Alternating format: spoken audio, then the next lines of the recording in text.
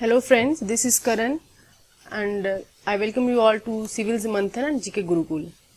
Lucent की जो polity की सीरीज चल रही है, इसमें अभी हम नेक्स्ट जो हमारा टॉपिक है वो है सम इम्पॉर्टेंट कॉन्स्टिट्यूशनल अमेंडमेंट्स। इसमें हम आज वो डिस्कस करते हैं। सबसे पहला है फर्स्ट कॉन्स्टिट्यूशनल अमेंडमेंट एक्ट 1951। इस एक्ट के तहत मैंने पहले डिस्कस किया था कि ninth schedule of the constitution है वो ऐड किया गया था। उसके बाद आगे चलते हैं, फटाफट से देख लेंगे कि कौन कौन सा इंपॉर्टेंट, ज्यादा इंपॉर्टेंट है वो मैं बता दूंगी, बाकी आप सब खुद से देखते जाना। उसके बाद आता है 24th कॉन्स्टिट्यूशनल अमेंडमेंट एक्ट 1971। इस एक्ट के तहत पार्लियामेंट ने ये अमेंड कर दिया था कि अभी जो पार्लियामेंट है वो कॉन्स्टिट्यूशन को अमेंड कर सकती है, लेकिन जो basic structure of the constitution है, फंडामेंटल राइट्स को अमेंड कर सकती है, लेकिन जो basic structure of the constitution है वो उसमें भी कोई ब्रीच नहीं होना चाहिए under article 368 and under article 13। और इसमें यह भी ऑब्लिगेटरी कर दिया कि अगर कोई भी कॉन्स्टिट्यूशनल अमेंडमेंट एक्ट जो है वो अगर पार्लियामेंट पास करती है एंड प्रेसिडेंट के पास उसके बाद असेंट के लिए जाता है वो बिल, तो उसके लिए वो कंपल्सरी है। मैंने कल भी बताया था आपको कि प्रेसिडेंट उसको वापस नहीं भेज सकता, प्रेसिडेंट को वो असेंट देनी ही पड़ेगी। कॉन्स्टिट्यूशनल अमेंडमेंट एक्ट को जो प्रेसिडेंट है वो सिर्फ रेटिफाई कर सकता है, ना ही तो वो रिजेक्ट कर सकता है और ना ही वो रिटर्न कर सकता है उस बिल को। ये 24th कॉन्स्टिट्यूशनल अमेंडमेंट एक्ट के तहत हुआ था। ये इंपॉर्टेंट है, ये थोड़ा ध्यान में रखना है। नेक्स्ट है 25th कॉन्स्टिट्यूशनल अमेंडमेंट एक्ट। इस एक्ट में ना जो राइट टू प्राइवेसी था जो हमने डिस्कस किया था पहले, 31st आर्टिकल था, वो आर्टिकल को खत्म करने के बाद उसको हमारा बना दिया लीगल राइट। वो अब हमारा कॉन्स्टिट्यूशनल राइट नहीं है। राइट टू प्रॉपर्टी हमारा क्या है, एक लीगल राइट बन गया।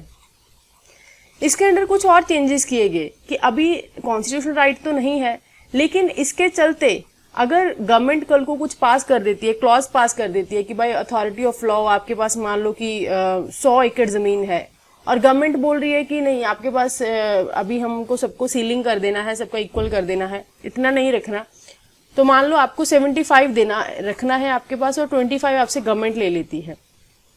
ये रूल कोई आ जाता है मान लो, तो इसके तहत आप बोलो कि हमारा आर्टिकल जो 39 है डीपीएसपी है वो वायलेट हो रहा है, उसका क्लॉज बी जो है, क्लॉज सी जो है, राइट टू इक्वालिटी या फिर हमारा ब्रीच हो रहा है, right to freedom of expression and speech जो है वो ब्रीच हो रहा है। तो आप अगर मान लो ये फंडामेंटल राइट्स आपके इसके अंडर ब्रीच हो रहे हैं इसके बाद, तो आप उसके लिए आप सुप्रीम कोर्ट नहीं जा सकते। समझ आई बात?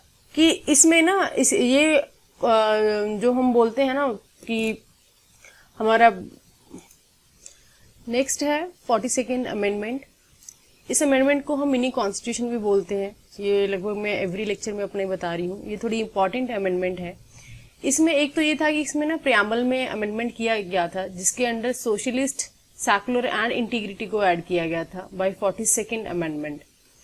उसके बाद में फंडामेंटल ड्यूटीज को भी ऐड किया गया इन पार्ट 4A। डीपीएसपीज को, फंडामेंटल राइट्स को डीपीएसपी के ऊपर रखा गया। इसमें ये भी एक अमेंडमेंट की गई। बाकी सब और दे रखा है जो आप इसको पढ़ लेना एक बार। उसके बाद नेक्स्ट हम चलते हैं 44th कॉन्स्टिट्यूशनल अमेंडमेंट एक्ट, जिसमें क्या है कि राइट टू प्रॉपर्टी जो था, इससे पहले हमारा 31 आर्टिकल के अंडर फंडामेंटल राइट था, अब इसको ले लिया गया और फंडामेंटल राइट की लिस्ट से अब इसको लीगल राइट डिक्लेयर कर दिया गया। अब भी हमारा जो राइट टू प्रॉपर्टी है वो लीगल राइट है, वो फंडामेंटल राइट नहीं है, और इसको आर्टिकल 300A के अंदर एक ऑर्डिनरी लीगल राइट प्लेस कर दिया गया। उसके बाद नेक्स्ट है 52nd अमेंडमेंट। इसके तहत 10th शेड्यूल को ऐड किया गया जिसको एंटी डिफेक्शन लॉ भी बोलते हैं।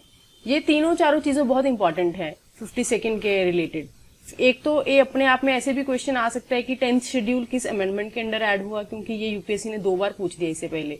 52nd कॉन्स्टिट्यूशनल अमेंडमेंट एक्ट 1985, ये 85 ध्यान में रखना है। उसके बाद है कि 10th शेड्यूल ऐड हुआ, और 10th शेड्यूल कौन सा है, ये एंटी डिफेक्शन लॉ है।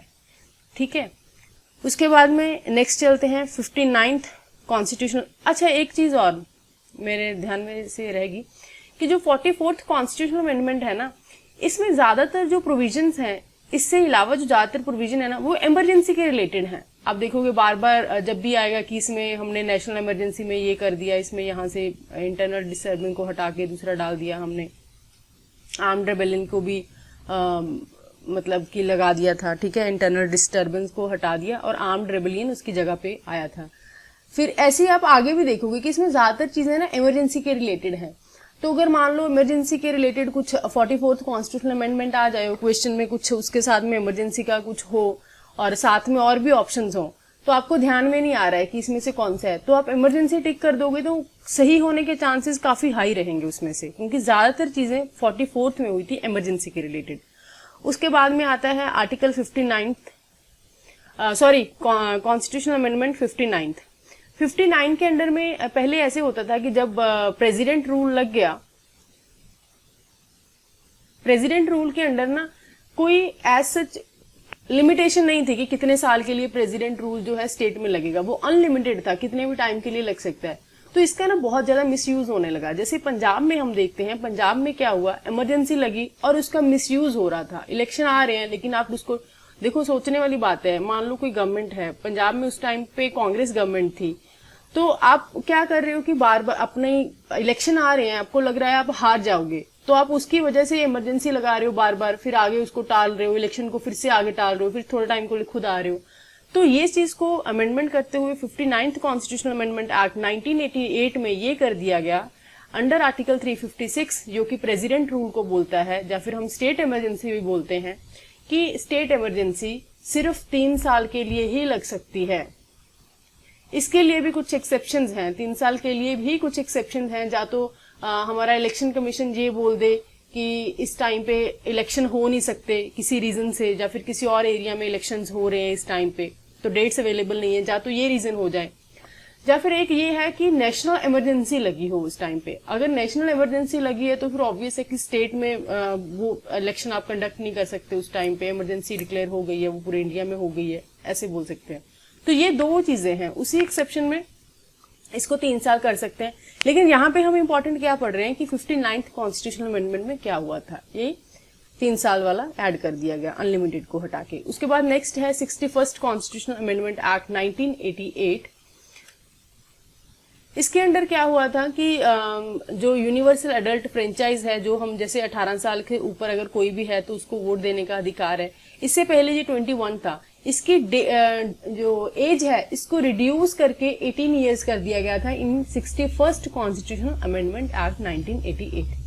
उसके बाद में 69th कॉन्स्टिट्यूशनल अमेंडमेंट एक्ट, इसके अंडर जो दिल्ली है ऐसे बोल सकते हैं, उसको यूनियन टेरिटरी का दर्जा दिया गया, और साथ में ये भी बोला गया कि ये अपने आप में इसका एक इंडिपेंडेंट स्टेट लेजिस्लेचर होगा, और उसके साथ में ये काउंसिल ऑफ मिनिस्टर इसको देखेंगे, काउंसिल ऑफ मिनिस्टर होंगे। ऑब्वियसली लेजिस्लेशन होगा तो लेजिस्लेटिव असेंबली होगी तो काउंसिल ऑफ मिनिस्टर्स भी होंगे। ये हर यूनियन टेरिटरी के नहीं होते हैं, तो इसीलिए स्पेसिफिकली यहाँ पे मेंशन किया गया है। उसके बाद में 73rd कॉन्स्टिट्यूशनल अमेंडमेंट एक्ट, ये यूपीएससी में रिपीट हो चुका है क्वेश्चन, लेकिन काफी साल पहले हुआ था ये।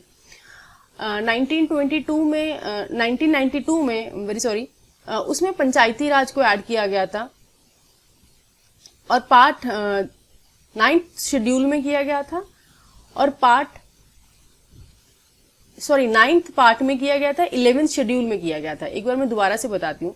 73rd कॉन्स्टिट्यूशनल अमेंडमेंट एक्ट 1992 को, इसमें पंचायती राज अंडर शेड्यूल 11 ऐड किया गया, एंड ये पार्ट कौन सा है, पार्ट 9th है।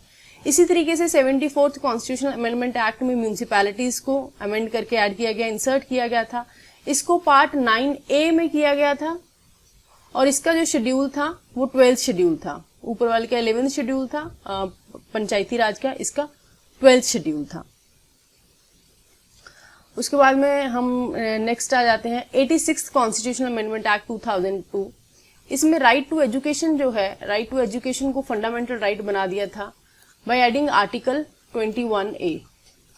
और इसी में मैंने पहले भी ये डिटेल में बताया था कि इसी में इसके साथ साथ में फंडामेंटल राइट्स में तो हुआ ही था अमेंडमेंट, उसके साथ साथ में डीपीएसपी में भी अमेंडमेंट हुआ था, साथ में फंडामेंटल ड्यूटी में भी हुआ था। वो क्या था कि डीपीएसपी में फिर ये कर दिया गया, पहले ये डीपीएसपी था उसको ले आए फंडामेंटल राइट में, एंड डीपीएसपी में ये कर दिया गया अंडर आर्टिकल 45 इसको इंसर्ट करके कि ये रिस्पॉन्सिबिलिटी बनती है कि जो अर्ली चाइल्डहुड केयर है, 6 से 14 साल से बच्चे तो स्कूल में आ जाए, लेकिन जो अर्ली चाइल्डहुड केयर है बच्चों को, चिल्ड्रन को, वो दिया जाए सभी बच्चों को till they complete the age of 6 year, जब तक वो 6 साल के नहीं हो जाते। और फंडामेंटल ड्यूटी में एक 11th ड्यूटी ऐड की गई। जब हमने कल फंडामेंटल ड्यूटीज पढ़ा था तब भी हमने ये देखा था। पार्ट 4A में ये सिर्फ 4 लिखा हुआ है, नहीं ये 4 नहीं है, 4 तो डीपीएसपी का है, 4A है यहाँ पे। उसके बाद में आर्टिकल 51A है ऑफ द कॉन्स्टिट्यूशन, इसमें ये ऐड किया गया था कि बच्चों को, पेरेंट्स को चाहिए, ये पेरेंट्स का ड्यूटी बनता है फंडामेंटल ड्यूटी के अंडर कि वो बच्चों को स्कूल भेजें और उनको उनकी एजुकेशन प्राप्त करने दें। नेक्स्ट हम देख लेते हैं 91st कॉन्स्टिट्यूशनल अमेंडमेंट एक्ट। जैसे हम अभी पढ़ते हैं कि 91st कॉन्स्टिट्यूशनल अमेंडमेंट एक्ट, अभी हम ये देखते हैं ना कि जो काउंसिल ऑफ मिनिस्टर्स हैं किसी भी स्टेट में या फिर सेंटर में, पार्लियामेंट में या फिर लेजिस्लेटिव असेंबलीज में, council of ministers plus PM या फिर सीएम, वो 15% जो टोटल कोरम है उससे ज्यादा नहीं हो सकता। इसकी स्ट्रेंथ जो है वो 15% रहेगी। ये 91st कॉन्स्टिट्यूशनल अमेंडमेंट एक्ट में लाया गया था। और इसके साथ में ये भी एक था कि जो स्टेट ऑफ सिक्किम है, मिजोरम है एंड गोवा है, क्योंकि इनका जो कोरम है उन वही बहुत छोटा है साइज में, क्योंकि इनकी पॉपुलेशन बहुत कम है, ऑब्वियस है, उसी बेसिस पे वो हो गया। तो इसके स्टेट के जो council of ministers plus chief minister होंगे उसका जो स्ट्रेंथ है वो 12 से कम नहीं होगा, वो 12 से कम नहीं होगा। और उधर 15% है, ये सिर्फ 12 है, वो 15% है। ये दोनों चीजों को ध्यान में रखना है। उसके बाद नेक्स्ट आता है 92 constitutional amendment act, 92nd constitutional amendment act. इसमें क्या था, जो 8th शेड्यूल है, 8th शेड्यूल हमारा लैंग्वेजेस को इसमें हमने रखी हुई है, सारी लैंग्वेजेस देखता है। जो भी अमेंडमेंट करके हम न्यू लैंग्वेज डालते हैं वो लैंग्वेज 8th शेड्यूल में आती है। तो 4 लैंग्वेजेस इसमें डाली गई, बस ये लैंग्वेज के रिलेटेड है, ये ज्यादा कुछ है नहीं इसमें, आप देख लेना ये तो। उसके बाद में हम नेक्स्ट देखते हैं 99th कॉन्स्टिट्यूशनल अमेंडमेंट एक्ट। ये यूपीएससी ने पूछ दिया है, यूपीएससी का प्रीवियस ईयर आई थिंक 2018 के पेपर में ये आया था, ये आप चेक कर सकते हो। डायरेक्टली ऐसे ही स्टेटमेंट आई थी, कुछ 99th कॉन्स्टिट्यूशनल अमेंडमेंट एक्ट करके आया था, उसके बाद में कुछ लाइन दी हुई थी सुप्रीम कोर्ट के रिलेटेड ही, कुछ ऐसे था। वो स्टेटमेंट सही था, लेकिन ज्यादातर बच्चों को बहुत नॉर्मल कॉमन सी स्टेटमेंट थी। ज्यादातर बच्चों को पता ही नहीं था कि 99th कॉन्स्टिट्यूशनल अमेंडमेंट एक्ट जो है वो किसके साथ लिंक्ड है, इसमें कौन सी अमेंडमेंट हुई थी, सुप्रीम कोर्ट के साथ में है या फिर और कौन सी चीजें हैं, जब मान लो लैंग्वेज भी हो सकती है कोई भी, तो वहां पे थोड़ा कंफ्यूजिंग लगा सभी को। इसमें क्या था कि पार्लियामेंट ने ये बिल पास कर दिया, इसको एक्ट बना दिया कि पार्लियामेंट में बोला कि appointment for the appointment of the जजेस national judicial appointment commission appoint होना चाहिए। ये अमेंडमेंट तो बन गई, लेकिन इसको उसके बाद जब ये जुडिशियल रिव्यू के लिए सुप्रीम कोर्ट के पास गया ना, सुप्रीम कोर्ट ने इसको नल एंड वॉइड डिक्लेयर कर दिया। नल एंड वॉइड मतलब कि ये एज पर द रूल्स नहीं है, ये एग्जिस्टेंस में नहीं आना चाहिए, ये कॉन्स्टिट्यूशन के आधार पे सही नहीं है, इसका मतलब वायलेशन हो रहा है अगर ये अमेंडमेंट हो जाती है तो इसीलिए सुप्रीम कोर्ट ने इसको वापस कर दिया था कि ये नहीं माना जाएगा। उसके बाद में 100th अमेंडमेंट काफी पॉपुलर थी जब हुई थी, ये आई थिंक 2015 में ही हुई थी। ये लैंड बाउंड्री एग्रीमेंट हुआ था between India and Bangladesh. Bangladesh की हमारी जो बाउंड्री अभी स्मूथ दिखती है, एक्चुअली वो ऐसी स्मूथ थी नहीं। तो बाउंड्री के बहुत सारे अंदर, जैसे ये बांग्लादेश है इस साइड और ये इंडिया है, तो बहुत सारे छोटे छोटे ऐसे रीजन्स थे, ऐसी कॉलोनीज बोल सकते हैं, विलेजेस बोल सकते हैं, जो कहने को तो मतलब आते तो इंडिया के अंडर हैं, लेकिन ये यहाँ पे ना है बाउंड्री के अंदर जो हैं वो है बांग्लादेश की। इसी तरीके से इंडिया में भी ऐसा ही था, इंडिया में भी ऐसे छोटे छोटे ऐसे विलेजेस जैसी चीजें थी कि जिनके पास सिटीजनशिप तो अभी बांग्लादेश का है, कहने को बांग्लादेश का है, लेकिन आते हैं इंडिया में। तो ये लोगों को ना बड़ी डिफिकल्टी होती थी, क्योंकि ये अपने इस एरिया से बाहर नहीं आ सकते। अगर बाहर आ गए तो ऑब्वियसली इन्होंने फिर वो अपनी टेरिटरी को में रहने की वो चीजों को ब्रीच कर दिया, और इनको पुलिस गोली गोली भी मार सकती है कि अब हो तो बांग्लादेशी और इंडिया में घूम रहे हो। तो ये बड़ी प्रॉब्लम आ रही थी, वहाँ के लोकल बहुत जो लोकलाइट्स थे वो बहुत ज्यादा फेस कर रहे थे। बच्चे बाहर यूनिवर्सिटीज में पढ़ने के लिए नहीं जा सकते, लोग बाहर ऐसे खुलेआम ट्रेवलिंग के लिए नहीं जा सकते, क्या पता कब आप दूसरी बाउंड्री में घुस जाओ।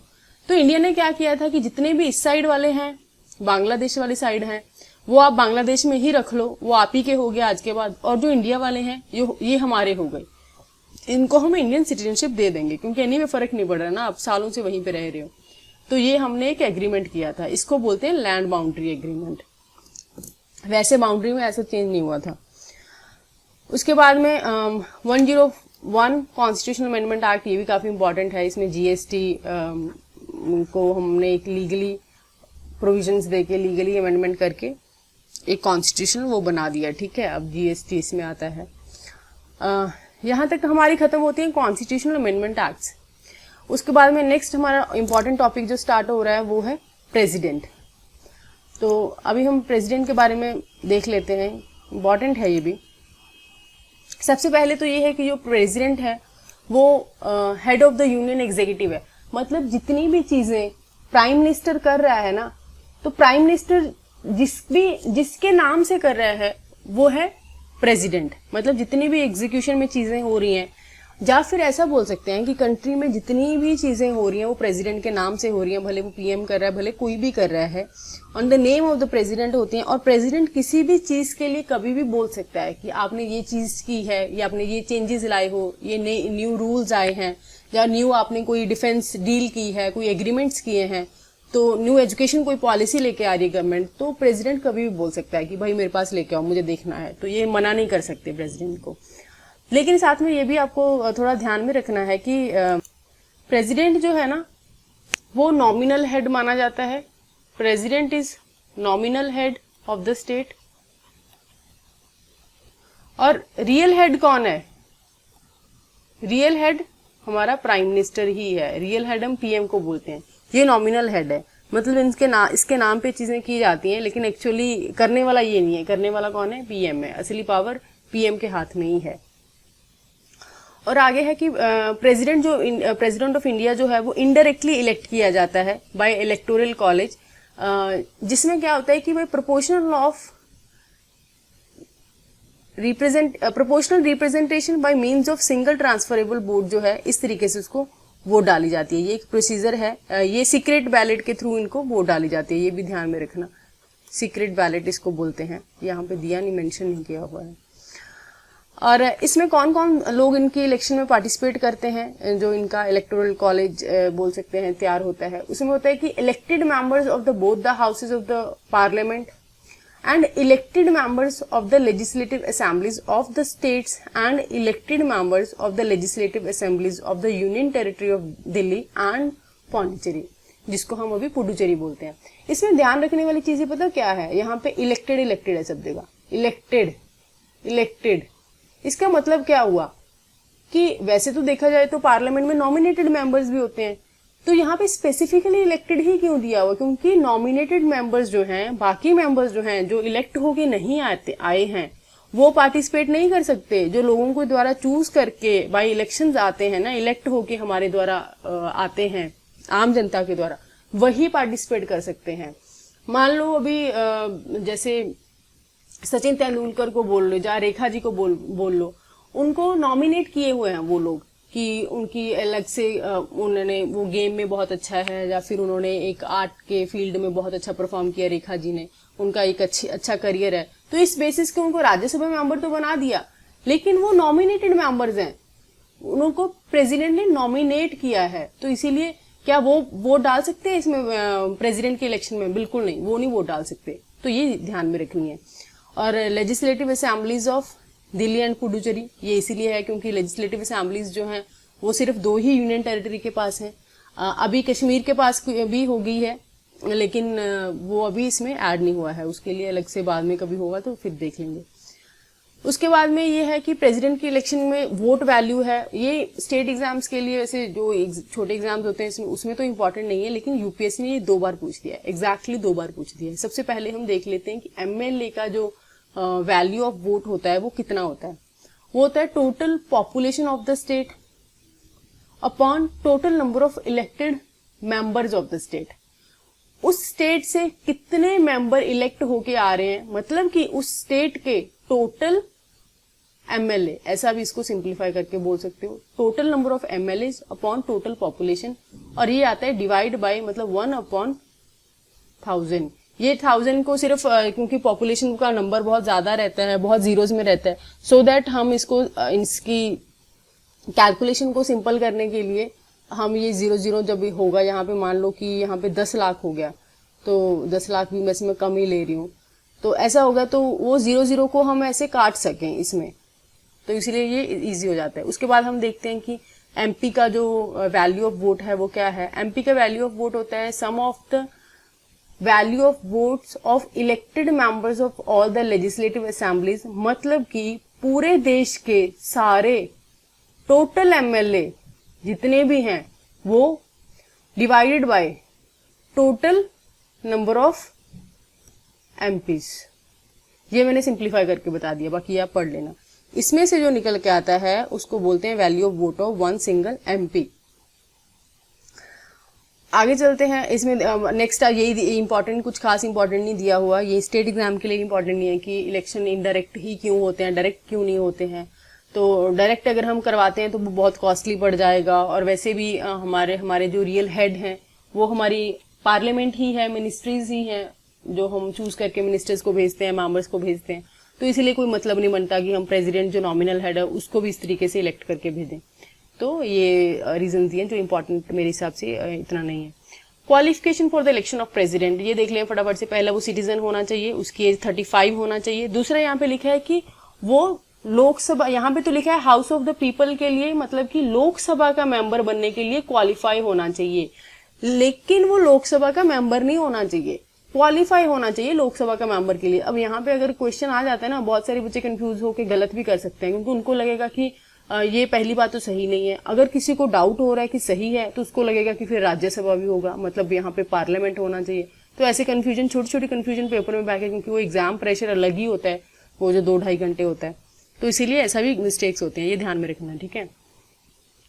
उसके बाद वो किसी और पोजीशन को जो ऑफिस ऑफ प्रॉफिट के अंडर आती हो, ऐसी पोजीशन को होल्ड नहीं करता होना चाहिए। किसी भी गवर्नमेंट के अंडर ऐसा एज प्रेजेंट वो काम नहीं करता होना चाहिए, मतलब ऑफिस ऑफ प्रेजेंट वो कुछ नहीं करता होना चाहिए एट प्रेजेंट, उसी बंदे को बनाया जाएगा।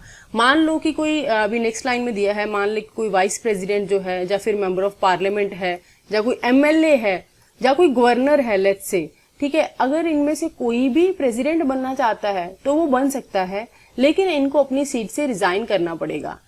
ऐसा नहीं है कि कोई नहीं बन सकता, कोई भी बन सकता है, तो इनको डिस्क्वालीफाई नहीं कर सकते कि भाई आप तो एमपी रह चुके हो या एमएलए रह चुके हो तो आप नहीं बन सकते। तो इस तरीके जो अभी प्रेजेंट हमारी जो लेडी हैं मुर्मू जी, जो बोलते हैं कि ट्राइबल्स को रिप्रेजेंट करती हैं, संथाल ट्राइबल्स को, जो अभी नेक्स्ट बनाने वाली हैं, डोमिनेट किया है बीजेपी ने उनका नाम, वो भी इससे पहले गवर्नर रह चुकी हैं, तो अभी वो प्रेसिडेंट भी बन रही है। तो मैं एग्जांपल दे रही हूँ कि ऐसा कुछ इशू है नहीं। उसके बाद है कि प्रेसिडेंट का जो टर्म है वो 5 ईयर है, 5 साल के लिए होता है। अगर उसको कभी रिजाइन करना है तो वो वाइस प्रेसिडेंट को लिख के रिजाइन कर सकते हैं एट एनी टाइम।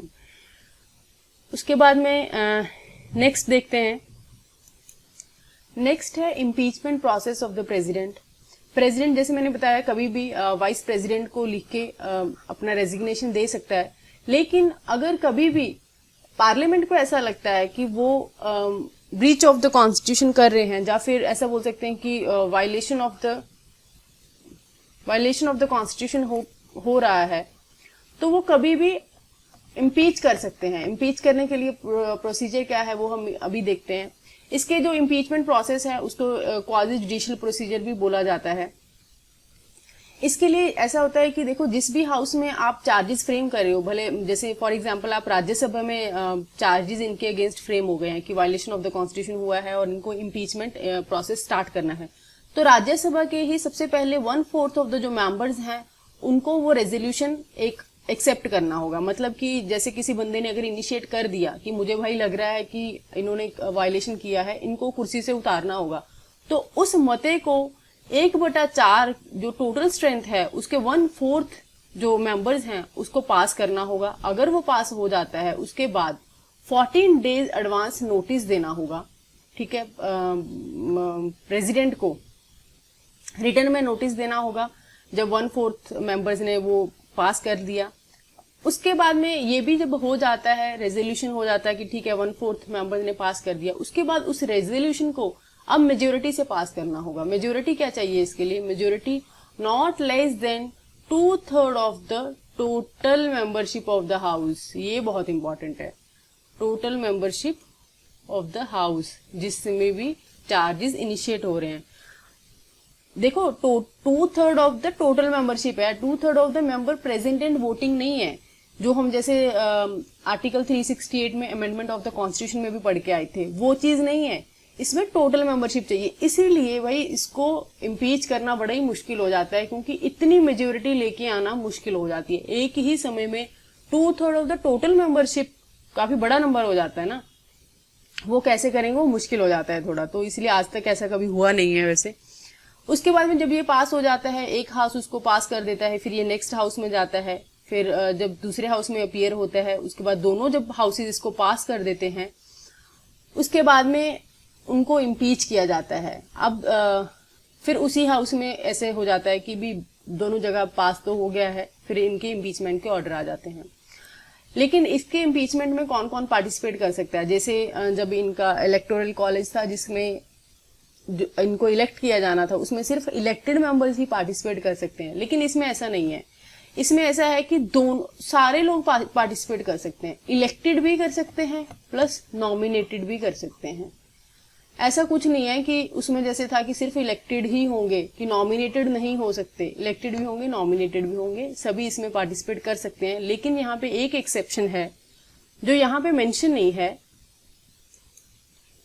कि इलेक्टेड एंड नॉमिनेटेड मेंबर्स जो है ना, वो सिर्फ और सिर्फ पार्लियामेंट के ही, मतलब राज्यसभा एंड लोकसभा के ही पार्टिसिपेट करेंगे इसमें, इनके इम्पीचमेंट प्रोसेस में।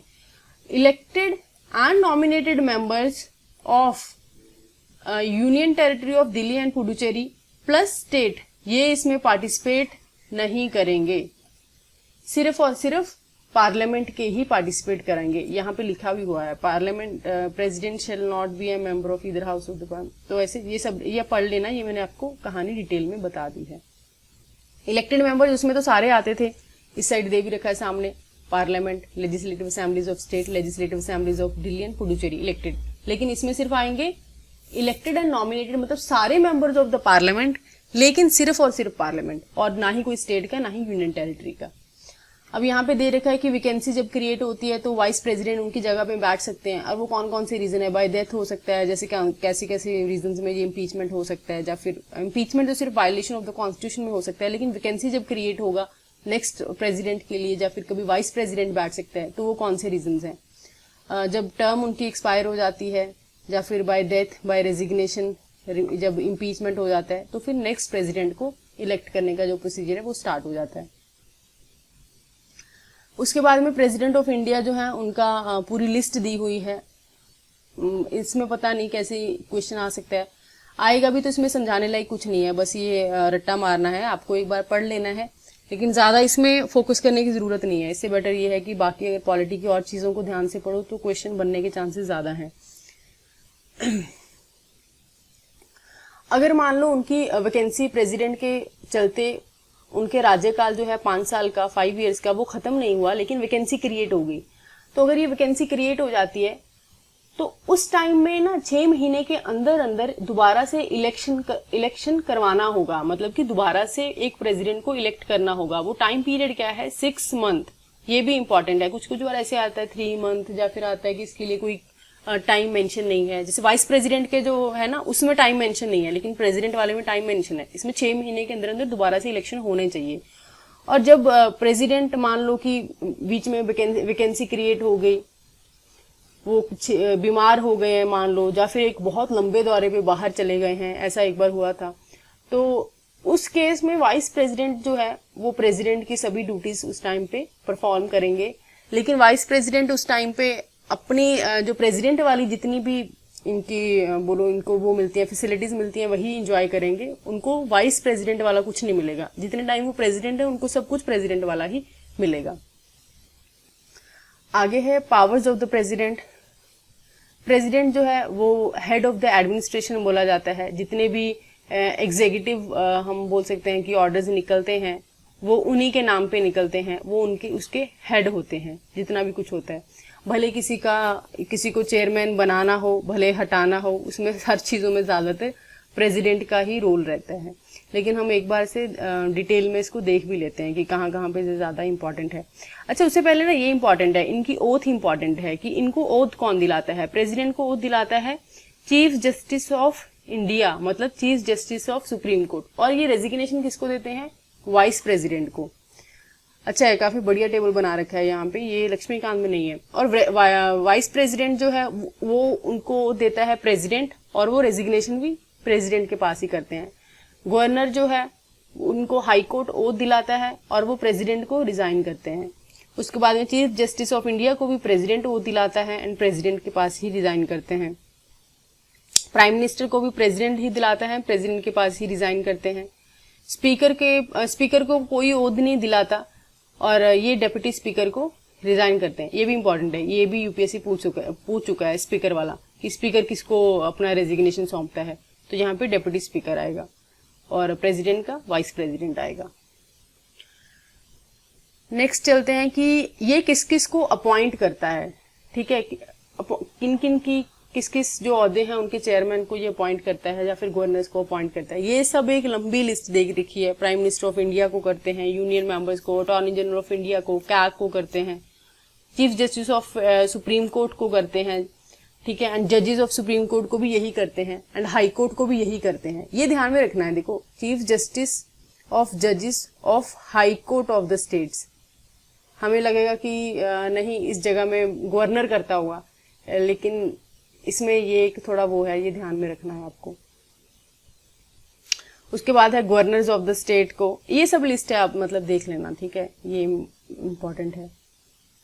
उसके बाद है मिलिट्री पावर्स, जितनी भी मैंने बता दिया मिलिट्री पावर्स हैं, जो डिफेंस के रिलेटेड जितनी भी चीजें हैं उनका जो सुप्रीम कमांड है वो प्रेसिडेंट के हाथ में होता है। प्रेसिडेंट ही उनको एक तरह से उसके नाम से रेगुलेट किया जाता है। करता वो कुछ नहीं है, लेकिन उसके पास सब होता है, कमांड होता है। ठीक है, कितना एक्सपेंसेस कहाँ जा रहा है, एक्सपेंडिचर ऑफ मनी किधर जा रहा है, वो भी इसके अप्रोचमेंट के पार्लियामेंट जब तक वो सैंक्शन नहीं कर लेता, एक बिल पास करके प्रेसिडेंट से साइन नहीं करवा लेता, अप्रोप्रिएशन बिल जिसको हम बोलते हैं, तब तक वो चीजें यहाँ पे डिफेंस के लिए या किसी भी चीज के लिए वो निकाली नहीं जा सकती। उसके बाद है डिप्लोमेटिक पावर्स, ये भी प्रेसिडेंट के नाम पे ही ली जाती हैं। जितनी भी ट्रीटीज हैं, एग्रीमेंट्स हैं, जितनी भी कंट्रीज के साथ में वो इसके नाम पे होती हैं। इंटरनेशनल अफेयर्स हैं, या फिर कोई भी हमने डिप्लोमेट्स अपॉइंट करने हैं किसी भी कंट्री के लिए, स्टेट के लिए, वो भी इसी के नाम पे होता है। नेक्स्ट है लेजिस्लेटिव पावर। इसमें प्रेसिडेंट कभी भी ना लोकसभा को डिसॉल्व कर सकता है, डिसोल्यूशन ऑफ द लोकसभा कभी भी कर सकता है, कभी भी हाउस ऑफ द पार्लियामेंट को समन कर सकता है या फिर प्रोरोग कर सकता है, मतलब इसका प्रोरोगेशन भी कभी भी कर सकता है। उसको बोल सकता है अब से खत्म है, ठीक है, नेक्स्ट सेशन में मिलेंगे। या फिर कभी भी ये भी बोल सकता है कि मीटिंग बुलाओ, अभी इमरजेंसी है, अभी से मीटिंग बुलाओ। लेकिन ये सब ना होता ये अपनी सोली अपने उस पर नहीं करता है, कहने को इसकी लेजिस्लेटिव पावर है, लेकिन ये काउंसिल ऑफ मिनिस्टर या फिर प्रेसिडेंट प्राइम मिनिस्टर के रिकमेंडेशन पे होती हैं। वो इसको अंडर आर्टिकल 74 ये रिकमेंड करते हैं कि तुम लोकसभा को डिसॉल्व कर दो। ये तभी डिसॉल्व करता है, ये सोली अपनी पावर से नहीं कर देता है कि चलो मेरा कभी भी सोए हुए उठ के ख्याल आया कि आज मैंने डिसॉल्व कर देना लोकसभा, ऐसा नहीं है। तो जब ज्वाइंट सीटिंग होती है, जब कोई ऑर्डिनरी बिल पास होता है, उसके ऊपर राज्यसभा की या फिर लोकसभा की सहमति नहीं बनती, तो उसके लिए एक ज्वाइंट सीटिंग उसको डेडलॉक बोलते हैं। जब वो डेडलॉक हो जाता है तो उस बिल को पास करना भी जरूरी है, इम्पोर्टेंट है, वो वेलफेयर के लिए लोगों के, उससे कुछ अच्छा चेंजेस आ सकते हैं। तो तब उन केसेस में ना इसकी जो ज्वाइंट सीटिंग बैठाता है वो भी प्रेसिडेंट ही करवाता है। लेकिन ये ध्यान में रखना है कि प्रेसिडेंट खुद बैठता नहीं है, उस सीटिंग में खुद नहीं बैठता है। इसका जो चेयरमैन होता है ज्वाइंट सीटिंग का, वो कौन होता है? स्पीकर। स्पीकर इसका चेयरमैन होता है और उसके एब्सेंस में डिप्टी स्पीकर होता है। फिर ऐसे एक लंबी लिस्ट है, वो एब्सेंट होता है, आगे कौन होता है, ऐसे करके। लेकिन आपको ये इतना डिटेल में नहीं जाना, बस ये ध्यान में रखना है। उसके बाद में और जो वैसे तो सारा कुछ ही यही करता है, लेकिन जो इंपॉर्टेंट चीजें हैं, जैसे ये एंग्लो इंडियंस को, ये अभी रिपील हो गया है, ये एंग्लो इंडियंस को नॉमिनेट करने वाला अभी हट गया है।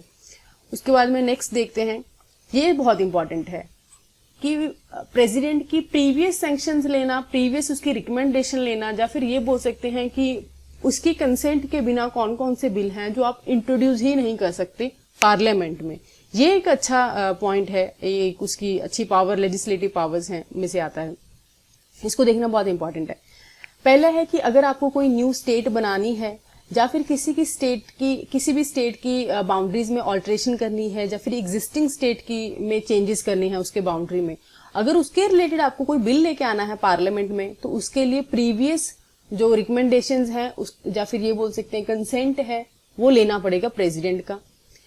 सेकंड है आर्टिकल 31A के अंडर अगर आपको कुछ भी चेंजेस करनी है वो, और ये इंपॉर्टेंट है मनी बिल के लिए भी, अगर आपको कोई मनी बिल पास करना है, जब भी मनी बिल पास होता है हर साल, तो हमारा बजट आता है, मनी बिल पास होता है, तो उस टाइम पे भी बजट ही नहीं अदरवाइज ऑल्सो जब भी मनी बिल पास करते हैं तो उसके लिए भी प्रीवियसली प्रेसिडेंट का कंसेंट लेना जरूरी है। Bill involving the expenditure from the consolidation fund of India, ये मनी के रिलेटेड ही हो गया। उसके बाद है अगर आपको कोई भी टैक्सेशन को इफेक्ट कर रहा है कोई भी बिल स्टेट्स के या उनके इंटरेस्ट में है तब भी, या फिर किसी स्टेट में कोई ऐसा बिल लाया जा रहा है जो कि उनकी फ्रीडम ऑफ स्टेट को है इम्पोज, उसके ऊपर इम्पोज रिस्ट्रिक्शंस इम्पोज कर रहा है, तब भी उस बिल को भी इसकी कंसेंट से करना पड़ेगा। मेन इंपॉर्टेंट यहाँ पे ना 3-4 चीजें हैं। एक तो है अगर किसी नई स्टेट बनानी है या फिर एग्जिस्टिंग स्टेट की बाउंड्री में ऑल्ट्रेशन करना है, दूसरा है मनी बिल, ठीक है, और तीसरा है कंसोलिडेशन फंड ऑफ इंडिया का अगर है वो, यहां से क्वेश्चन बन जाते हैं। और फिर आगे है कि जब बिल लोकसभा में भी पास हो गया, राज्यसभा में भी पास हो गया, उसके बाद में बिल को प्रेसिडेंट के पास में भेजा जाता है। अब क्या प्रेसिडेंट हमेशा ही अपनी दे देता है कि हाँ मेरी तरफ से असेंट है, ठीक है मैं बिल को पास कर देता हूँ, ऐसा भी नहीं है ना। तो कुछ बार ऐसे होता है कि वो असेंट दे देता है, वो डिक्लेयर कर देता है, साइन कर देता है, बिल पास हो जाता है, लेकिन कुछ बार वो विदहोल्ड भी कर लेता है, मतलब वो कुछ बार अपनी असेंट हर बार नहीं देता है, कुछ बार रख भी लेता है। तो उसके आगे ना वीटोज हैं, वो वीटोज 3 तरीके की हैं। एक है एब्सोल्यूट वीटो, ये यहाँ पे दिया नहीं है, एब्सोल्यूट वीटो होती है जिसके अंडर वो ऐसा कर सकता है। दूसरा होता है सस्पेंसिव वीटो, और तीसरा होता है, मेरी हैंडराइटिंग काफी गंदी आ रही है इसमें, पॉकेट वीटो, ठीक है। और आगे देखते हैं, आगे इसको ना ऐसा तो नहीं दे रखा कि कौन सी एब्सोल्यूट वीटो जो सस्पेंसिव वीटो है, लेकिन इसको थोड़ा ऐसे ही इलेबोरेट कर दिया है, मैं आपको बता देती हूँ। जैसे एब्सोल्यूट वीटो में तो ये होता है, एब्सोल्यूट वीटो में क्या होता है कि वो बिल अपने पास रखता है, उसके ऊपर कोई भी एक्शन नहीं लेता है, एंड बिल उसके बाद एंड हो जाता है, उसके बाद में एक्ट भी नहीं बनता है। लेकिन ये ना हर केस में वैलिड नहीं है। जैसे जा तो इसके लिए 2 कंडीशंस का फुलफिल होना जरूरी है। पहला तो ये है कि प्राइवेट मेंबर बिल होना चाहिए, अगर प्राइवेट मेंबर बिल है तभी वो ऐसा कर सकता है, एब्सोल्यूट वीटो का यूज कर सकता है। दूसरा ये है कि गवर्नमेंट ने जो बिल लेके आई है ना, उस कैबिनेट ने रिजाइन कर दिया है, जो कैबिनेट बिल लेके आया उस कैबिनेट ने ही रिजाइन कर दिया। अब नेक्स्ट गवर्नमेंट आ गई, अब नेक्स्ट गवर्नमेंट के काउंसिल ऑफ मिनिस्टर ने या पीएम ने उसको सजेस्ट कर दिया कि इस बिल को मतलब हम नहीं लेके आना है, इसको हमने पास नहीं करना है आगे, तो या फिर आप अपनी असेंट मत देना, तो उसमें वो क्या करता है, एब्सोल्यूट वीटो का प्रयोग करता है। ये जो यहाँ पे दे रखा है ये सस्पेंसिव वीटो दिया हुआ है, ये जो इलेबोरेट किया है, इसमें क्या है, कोई भी जो ऑर्डिनरी बिल है जब पास हो जाता है और अगर प्रेसिडेंट को लगे कि वो सही नहीं है, जिस बेसिस पे वो बिल में अमेंडमेंट किया गया है, तो वो उसको ऐसे कंसीडर कर सकता है कि बिल सही नहीं है, तो इसके लिए मैं कोई आपको रिकमेंडेशन भी नहीं देता है, वो बिल अपने पास रख लेता है एंड बोलता है, रिकमेंडेशन देता है, रिकमेंडेशन देता है, बिल को वापस भेज देता है पार्लियामेंट में कि आप एक बार देखो। जब बिल वापस चला जाता है और पार्लियामेंट फिर से उस बिल को भेज देती है विदाउट उसमें अमेंडमेंट, जैसे अमेंडमेंट सजेस्ट करके वो वापस उसको भेजता है प्रेसिडेंट पार्लियामेंट को, लेकिन बिल दोबारा से पास हो जाता है, भले विद और विदाउट अमेंडमेंट, उसमें करें या ना करें, तब प्रेसिडेंट के लिए ये एक तरह से ऑब्लिगेटरी हो जाता है कि उसके ऊपर उसको अपना जो असेंट है वो देनी पड़ेगी, उसको मंजूरी देनी पड़ेगी, साइन करने ही पड़ेंगे। लेकिन इसमें यह ध्यान में रखना है कि ये मनी बिल या फिर कॉन्स्टिट्यूशनल अमेंडमेंट जो बिल होते हैं कॉन्स्टिट्यूशनल अमेंडमेंट बिल में नहीं, सॉरी, सिर्फ मनी बिल में ऐसे है कि ये लागू नहीं होता है। कॉन्स्टिट्यूशनल अमेंडमेंट बिल में भी ये लागू नहीं होता है, क्योंकि कॉन्स्टिट्यूशनल अमेंडमेंट बिल में हमने यस पढ़ के आए थे हम कि उसमें भी ऑब्लिगेटरी होता है, आपको पहले ही बार में साइन कर देना, असेंट दे देना। लेकिन मनी बिल में आप ऐसा नहीं कर सकते, मनी बिल में आपको पहली बार में ही देना पड़ेगा। मनी बिल प्लस, वो मैंने पहले सही बोला था, मैं एकदम से कंफ्यूज होगी, money bill plus constitutional amendment bill, ये दोनों केस में ये लागू नहीं होता है। उसके बाद में आ जाता है नेक्स्ट है, ये हमने बता दिया कि वीटो 3 तरीके की होती है। उसके बाद नेक्स्ट यही है कि प्रेसिडेंट को कंपलसरी नहीं है, अगर गवर्नर कोई स्टेट लेजिस्लेचर के द्वारा पास किया हुआ बिल उसके लिए रिजर्व कर लेता है कि प्रेसिडेंट के पास लेके जाना है, कि उसको दिखाना है एक बार बिल, तो यहाँ पे जरूरी नहीं है कि प्रेसिडेंट को अपना असेंट देना पड़ेगा। तो नेक्स्ट हमने देख ही लिया है लगभग सारा। प्रेसिडेंट ऑर्डिनेंस पास कर सकता है, ये इंपॉर्टेंट है, ये उसकी बहुत इंपॉर्टेंट प्रोमलगेशन ऑफ जो ऑर्डिनेंस है ना, ये अंडर आर्टिकल 123 के अंडर आता है। इसका आर्टिकल भी आपको याद रखना है, और आपको ये भी याद रखना है कि ये एक उसकी इंपॉर्टेंट लेजिस्लेचर पावर है, ये उसकी डिस्क्रिशन नहीं है, ये डिस्क्रिशन में नहीं आता है, ठीक है, ये इंपॉर्टेंट है, ये काफी इंपॉर्टेंट है ऑर्डिनेंस पास करने वाला, और ये डिस्क्रिशनरी पावर नहीं है, बस आपको ये भी ध्यान में रखना है। और इसका सेम इफेक्ट या फिर सेम फोर्स होता है जैसे कि एक पार्लियामेंट को जब बिल आता है उसकी जब अमेंडमेंट से वो करते हैं, तो जैसे एक्ट ऑफ द पार्लियामेंट जो होता है उसका जैसे पावर होता है ना, वैसे सेम इसी का इफेक्ट होता है। तो ये मैंने बाकी बता दिया जो इम्पोर्टेंट है। बाकी आगे है पार्डनिंग पावर्स। पहला तो यही है कि गवर्नर के पास भी कुछ पार्डनिंग पावर्स हैं, प्रेसिडेंट के पास भी कुछ पावर्स हैं, ठीक है, अंडर आर्टिकल 72 जाती हैं। पहला है पार्डन। इसमें क्या होता है कि उसकी जो कन्विक्शन है या फिर उसकी जो भी उसको सेंटेंस दिया है उसको एब्सोल्यूट तरीके से उस सारी पनिशमेंट्स को डिस्क्वालीफाई कर दिया जाए, उसको सेट फ्री कर दिया जाए, ठीक है, उसको जितनी भी कन्विक्शन है, जितनी भी उसको सजा हुई थी वो कम्प्लीटली माफ कर दी जाए। मान लो किसी को फांसी की सजा हुई है, लेट्स से, जैसे वो पिटीशन नहीं डालते रहते पार्डन की अगर किसी को हो जाए, अब तो खैर ऐसा न्यूज आते नहीं है क्योंकि वो गवर्नमेंट ने वही उसको कर दिया है कि अब से नहीं होगी फांसी, तो वो बार बार प्रेसिडेंट के पास जाते रहते हैं अपील लेके, मर्सी अपील जिसको हम बोलते हैं। तो क्योंकि ये क्यों होता है, क्योंकि प्रेसिडेंट के पास ऐसा पावर है, वो कर सकता है, किसी की भी सजा को माफ कर सकता है। 10 साल की सजा हो भले किसी की, भले की फांसी की सजा हो, भले कोई किसी के ऊपर किसी तरीके का फाइन हो, वो उसको भी माफ कर सकता है।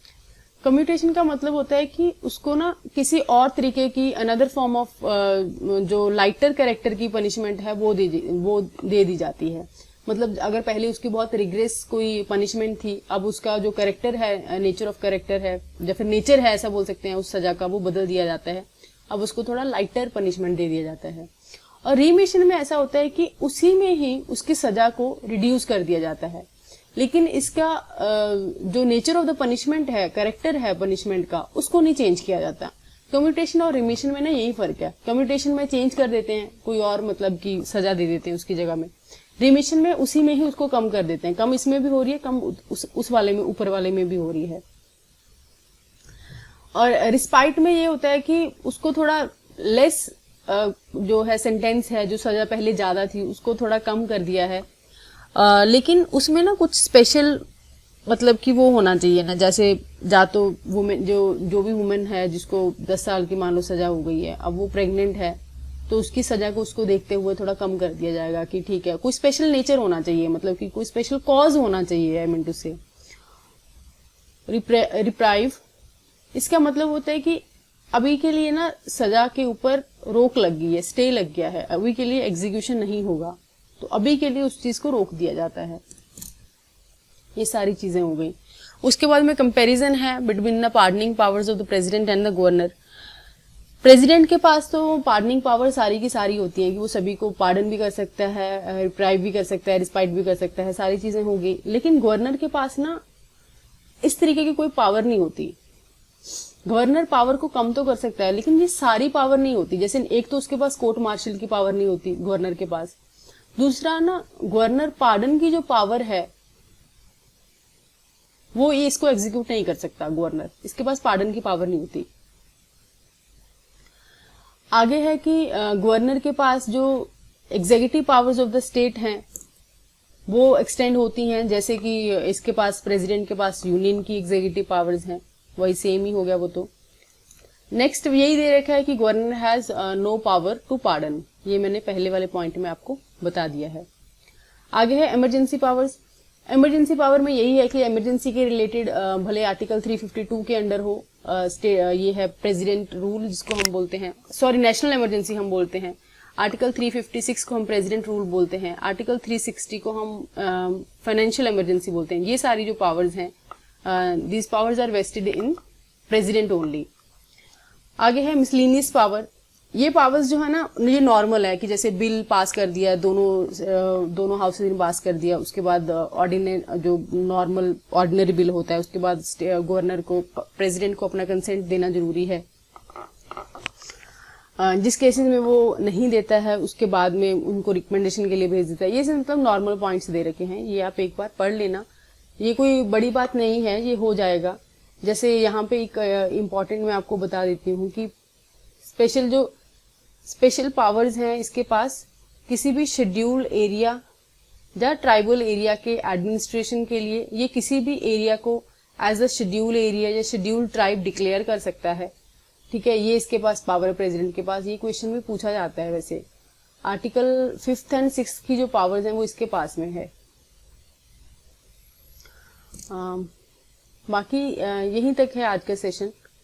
ये जो मैंने अभी पॉइंट बताया ना, उसे उसकी नेक्स्ट वाली लाइन में दिया हुआ है, special powers of responsibilities regarding the administration of the schedule caste. तो आज का सेशन काफी लंबा हो गया है, आज अभी ये यहीं तक देखते हैं। नेक्स्ट क्लास में हम वाइस प्रेसिडेंट से पढ़ेंगे। तो ये इंपॉर्टेंट था, होप आप सबको क्लियर हो गया होगा। अगर आपको कोई भी बेनिफिट हो रहा है वीडियो देखने के बाद, अपनी नॉलेज में थोड़ा इंप्रूवमेंट लग रहा है, अच्छा लग रहा है लेक्चर, तो प्लीज वीडियो को लाइक सब्सक्राइब करें, चैनल को सब्सक्राइब करें एंड वीडियोस को शेयर करें। Thank you.